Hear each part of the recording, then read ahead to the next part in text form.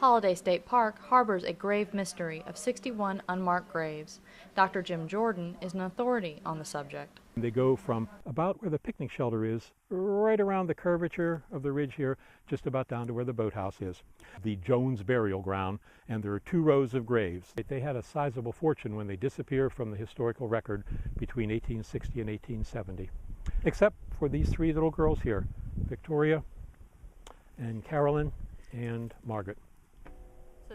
Right down here, if you notice, there's a slight depression right alongside the fence there. That's a sunken-in grave right there. We know there are 61 burials here because in 1936, 100 years exactly after the Joneses were here, another group of people got here to what is now Holliday Lake State Park, and that was the Civilian Conservation Corps. Now, the reason the lake is where it is because those men who labored for 3 years here building the park, when it came time to build the dam and to back up the lake, the decision was made not to put this cemetery underwater because a number of the workmen were related to the Jones family. See, this would have just been, about 2 generations separated from when the Joneses were here with their battay.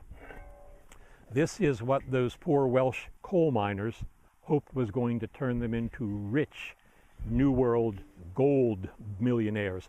This is a battay, B-A-T-E-A, a flat pan with little ridges called riffles, and in 1849 you saw pictures in your history book of these being used at Sutter's Mill in California when the great gold rush began in 1849.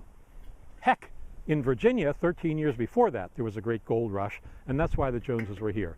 They got here as one of the first waves of coal miners from Wales in the British Isles who were sold the idea they could become rich.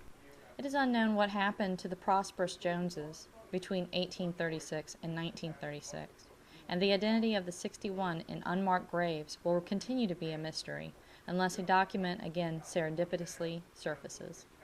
This has been Dawn Van Ness from Southside, Virginia.